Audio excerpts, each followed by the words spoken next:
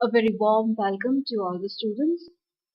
Today's topic of discussion is periodic table, which is one of the most fundamental topics of organic chemistry.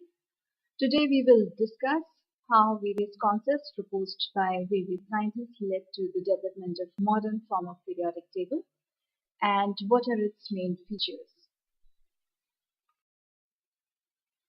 We can define periodic table as a systematic arrangement of the elements in the form of a table based on their properties.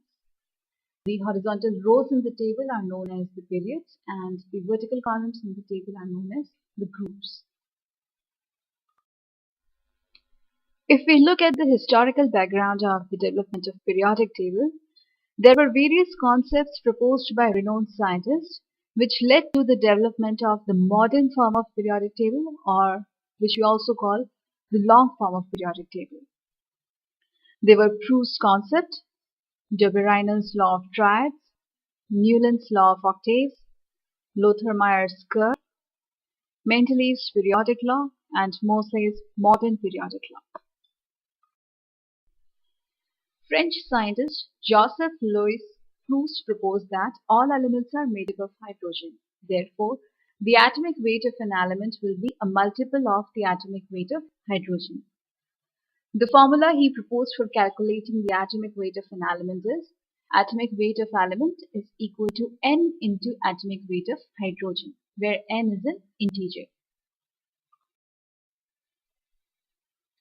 Another scientist, Johann Wolfgang Dobereiner, proposed law of triads.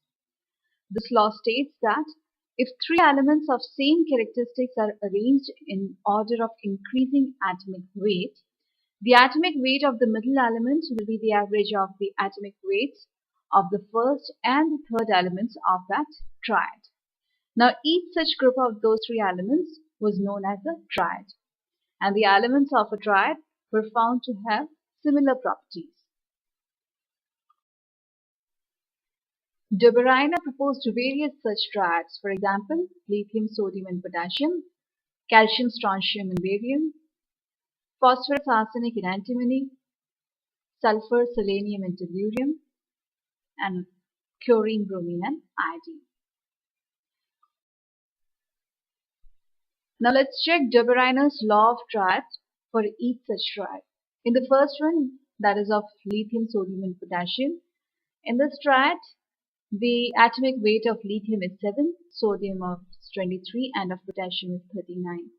Now if we add 7 and 39, that is the atomic weight of the first and the last element of the triad, and divide it by 2 to calculate the average, we find that the average comes out to be 23, which is the atomic weight of sodium. Similarly, in the case of next triad, that is calcium, strontium and barium, the average of the atomic weights of calcium and barium comes out to be 88.5, which is very close to the atomic weight of the middle element, that is strontium, whose atomic weight is 88. The third triad, phosphorus, arsenic and antimony, the average of atomic weights of phosphorus and antimony is 76.5, which is pretty close to 75, which is the atomic weight of the middle element, arsenic. The next triad was sulfur, selenium and tellurium. The average of 32 and 128, that is the atomic weights of sulfur and tellurium, comes out to be 80, which is also pretty close to the atomic weight of the middle element, selenium. The last triad, chlorine, bromine and iodine. The average of the atomic weights of chlorine and iodine is 81.25, which is again very close to the atomic weight of middle element bromine, which is 80.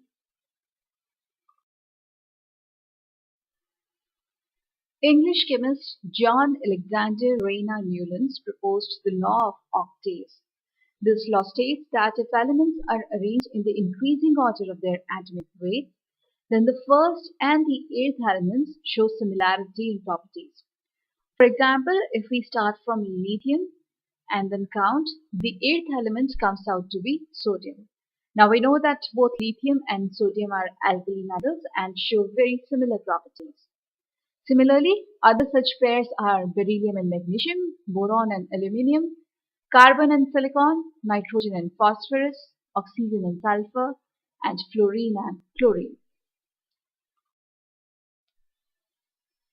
This was the periodic table that Newland proposed based on his law of octaves. The elements were arranged in the order of their increasing atomic weights, and each element showed similarity in properties to the eighth element. For example, just as we discussed in the earlier slide, lithium and sodium, boron and aluminium, sodium and potassium, fluorine and chlorine, magnesium and calcium, carbon and silicon, nitrogen and phosphorus, oxygen and sulfur, and so on. But Newland's periodic table was not absolutely correct. First of all, his law of octaves was applicable only up to the element calcium. And also, all the elements which we know till date were not discovered at that time. So there was no method through which newly discovered elements could be accommodated in that periodic table.